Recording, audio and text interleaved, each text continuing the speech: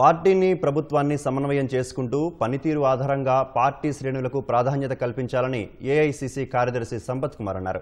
2 ఏళ్ల కాలంలో ప్రభుత్వం చేపట్టిన అభివృద్ధి సంక్షేమ పథకాలు పార్టీ శ్రేణుల చేయూతతో జూబ్లీహిల్స్ ఉప ఎన్నికల్లో కాంగ్రెస్ పార్టీ ఘన విజయం సాధించిందన్నారు. అది మరో 3 ఏళ్లు కొనసాగాలంటే ఖచ్చితంగా పార్టీని ప్రభుత్వాన్ని సమన్వయం చేసుకుంటూ ముందుకు వెళ్లాల్సిన అవసరం ఉందని ఆయన అభిప్రాయపడ్డారు. పార్టీనే నమ్ముకొని పార్టీ కోసం పనిచేస్తున్న వారికి తగిన ప్రాధాన్యం ఇవ్వాలన్నారు. పనితీరు ఆధారంగా పదవులు ఇవ్వాలని సీఎం రేవంత్ రెడ్డి రాష్ట్ర వ్యవహారాల ఇన్ఛార్జ్ మీనాక్షి నటరాజన్కు ఆయన విజ్ఞప్తి చేశారు. పార్టీని ప్రభుత్వాన్ని అన్ని వ్యవస్థలను ప్రక్షాళన చేయాల్సిన అవసరం ఉంది అని భావిస్తా ఉన్నా.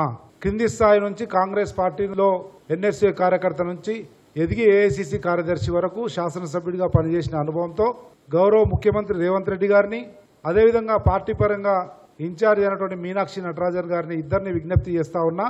పార్టీని ప్రభుత్వాన్ని రెండింటినీ సమన్వయపరచంలో ఉండే అనేక వ్యవస్థలను ప్రక్షాళన చేయవలసినటువంటి అవసరం ఉంది. దయచేసి దాని మీద దృష్టి పెట్టవలసిందిగా విజ్ఞప్తి చేస్తా ఉన్నా.